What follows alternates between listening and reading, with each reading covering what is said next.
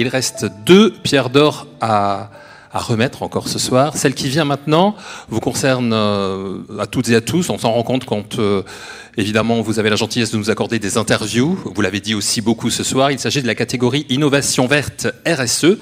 Pour remettre la pierre d'or dans cette catégorie, je demande à Barbara Korenioguin, présidente de Cushman & Wakefield, de me rejoindre sur scène. Merci.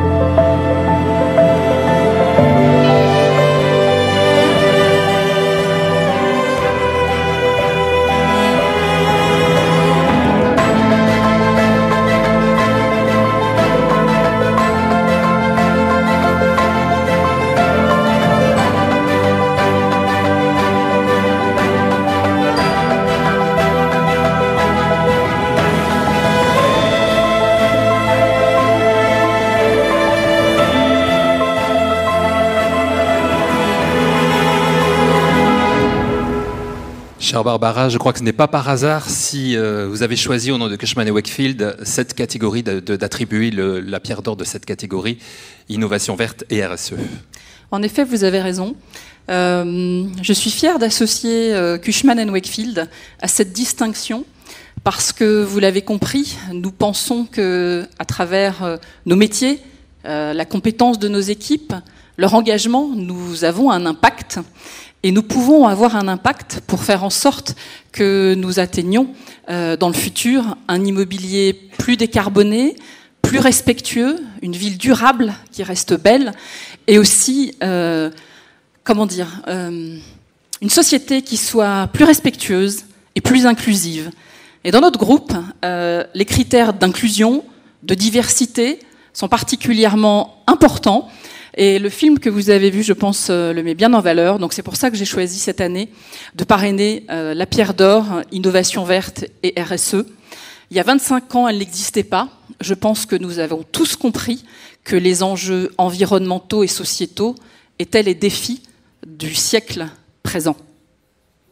Alors je propose justement, Barbara, de regarder qui sont les 5 nommés dans cette catégorie Innovation verte et RSE.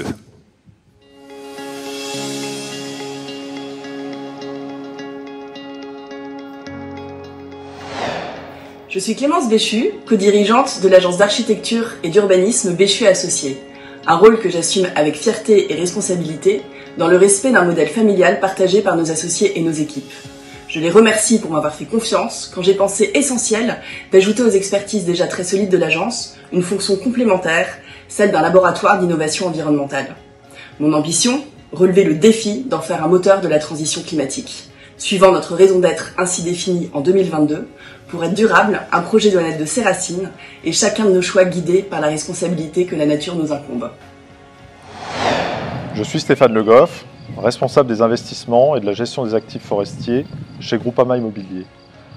Mon job, c'est de valoriser plus de 22 000 hectares de forêt pour le compte de la société forestière Groupama, au travers notamment des enjeux de RSE. C'est un patrimoine que nous continuons de valoriser en ayant une vision résiliente et innovante sur des sujets de changement climatique, de construction bas carbone ou encore de valorisation des services écosystémiques. Je m'appelle Juliette Medana, je suis en charge du conseil en développement durable chez JLL pour l'Europe continentale. Alors, le conseil en développement durable, c'est pas nouveau chez JLL. On en fait depuis plus de 25 ans. Par contre, dans un marché en pleine transformation, par la pression réglementaire, l'impact valeur, on a adapté notre organisation de manière à pouvoir accompagner nos clients mondialement et puis intégrer un savoir-faire de conseil ESG avec une expertise métier, technique et de mise en œuvre projet. Aujourd'hui, on veut poursuivre, on accélère, on est là pour nos clients, que ce soit les investisseurs, les occupants, pour accompagner cette transition vers un immobilier plus durable. Je m'appelle Céline Semama et je suis directrice générale déléguée de la Société Forestière. Premier gestionnaire d'actifs forestiers privés en France, la Société Forestière place l'innovation au cœur de ses valeurs. La Société Forestière innove en déployant pour ses clients une gestion forestière résolument durable et multifonctionnelle. La société forestière innove en faisant de la forêt un levier d'action des stratégies climat et biodiversité des acteurs engagés. La société forestière innove en construisant des stratégies de gestion de l'arbre en ville pour les acteurs de la ville durable et résiliente. Je m'appelle Stéphane Villemain, chef de l'investissement durable chez Ivanhoe Cambridge, en charge de nos stratégies ESG pour notre portefeuille immobilier mondial. Investir dans la décarbonation de nos actifs, ce que nous visons faire d'ici à 2040, c'est une priorité. C'est pourquoi nous avons augmenté de plus de 3 milliards nos actifs sobres en carbone depuis 3 ans. Construire la ville de demain passe aussi par le déploiement de stratégies d'impact sociétal et d'inclusion. Et enfin, arrimer performance ESG et financière est essentiel pour créer un meilleur alignement d'intérêts dans notre chaîne de valeur. Le programme de 14 milliards de financement durable que nous avons mis en place en est un exemple. Investir du capital constructif au service de la société, c'est au cœur de notre mission. On applaudit les 5 nommés dans cette catégorie importante. Et comme vous le disiez, une catégorie qui n'existait pas il y a 25 ans, Barbara. Alors, je vous laisse annoncer le nom de la gagnante ou du gagnant. Alors, cette soirée est décidément sous le signe de la transmission et des histoires familiales, de la passion qui se transmet. Alors, les lecteurs d'Imowic ont élu Clémence Béchu.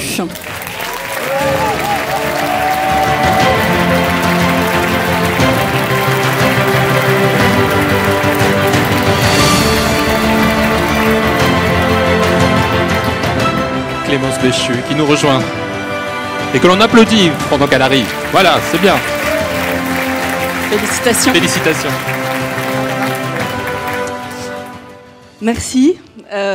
Merci pour cette organisation. Je suis très émue. Je parle souvent et j'arrive en général à parler. Je vais y arriver. Donc je suis très émue d'avoir ce prix parce qu'en fait, je ne m'attendais d'abord pas du tout à cette nomination parce que je crois que, au-delà du fait que cette catégorie innovation verte n'existait pas dans les Pierres d'Or, je crois que c'est la première fois qu'une agence d'architecture est représentée dans ce Grand Prix des Pierres d'Or et je trouve ça assez fantastique à plusieurs reprises. D'abord parce que l'architecte est au cœur de la fabrique de la ville, intégrateur d'usage, intégrateur de solutions, intégrateur de métiers, et avec un travail qui doit se projeter dans le temps long et donc forcément sur le monde de demain. Et quand on est dans ce monde de l'immobilier qui est au cœur des enjeux de l'avenir de la planète et de tous les homo sapiens qui la ponctuent et de la nature qui l'environne, être dans une agence d'architecture, ça a beaucoup de sens. Alors maintenant j'ai ce prix, en fait j'avais rien préparé, donc je ne suis pas architecte, je suis petite fille, arrière-petite-fille d'architecte, mais je ne suis pas architecte. 4e génération à reprendre cette entreprise, première génération de femmes. C'est une grande fierté, c'est une grande responsabilité. Comme je disais, je ne suis pas architecte, mais je crée et je compose aussi. Et comme je le dis souvent, je dessine par l'écriture. Et j'écris souvent des poèmes et des histoires sur les projets qu'on compose pour briefer les équipes. Et donc, je vais vous raconter l'histoire qui est la mienne et qui est celle de ma famille. Il y a 10 ans, j'ai rejoint l'agence, en fait, en pensant y rester 3 ans. Alors que 10 ans auparavant, mon père m'avait proposé de le rejoindre. On était à Shanghai devant le site du CELAP qui venait d'être inauguré, qui est un combo entre l'INSEAD et l'ENA. Voilà, dont mon père a été l'architecte lauréat il y a plusieurs années. Et papa me dit, écoute Clémence, j'ai besoin de quelqu'un comme toi qui puisse venir à mes côtés pour... viens papa, viens. Anthony, montre-toi. Montre-toi. Pour m'aider à transformer l'entreprise, essayer un peu de voir comment faire. Moi j'ai que des architectes, je suis couteau suisse, je fais tout à la fois, viens. Mais j'avais 22 ans. Je finissais mes études à Dauphine, avant celle de l'SCP, et j'ai regardé mon père en lui disant « Mais papa, tu n'y penses pas, qu'est-ce que tu veux que je vienne faire avec toi? Je ne suis pas architecte. » Ce qui m'arrive de dire encore aujourd'hui quelquefois, et je clin d'œil à mes collaborateurs. Et 10 ans après, donc après mon parcours étudiant, mes premières années de conseil en stratégie dans la finance, puis d'entrepreneuse, puisque j'ai créé une start-up dans la logistique urbaine, qui était déjà une clé que j'ai apprise de la ville... Voilà. Je me suis retrouvée à un moment donné où j'avais besoin de réfléchir un peu à la suite, et les choses ont fait que je me suis retrouvée devant mon père en lui disant que je voyais soucieux sur l'avenir de l'agence, et je lui ai dit, papa, l'agence dans 10 ans, c'est quoi pour toi? Et papa se retourne vers moi et me dit, si tu me poses cette question aujourd'hui, c'est que tu es prête à venir à mes côtés pour m'aider à y répondre.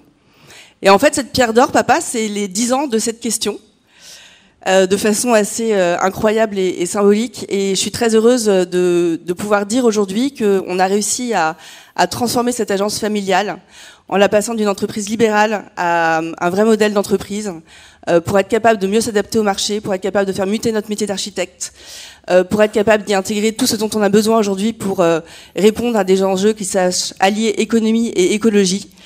Et voilà, je pourrais en parler encore longtemps, mais j'ai aussi une fibre scientifique qui fait qu'on a orchestré beaucoup de collaborations scientifiques. Et voilà, donc cette pierre, c'est pas un aboutissement, au contraire, c'est une super motivation pour continuer à mettre de l'audace et continuer à challenger vos idées. Et on est là. Merci, merci beaucoup Clé. Merci beaucoup. En tout cas, je crois que cette famille, vous racontez très bien les histoires. Pour avoir interviewé votre papa à 2 reprises, lui il s'en souvient sûrement pas, mais moi je me rappelle très bien, il raconte très bien les histoires et c'est un bonheur de vous avoir au micro.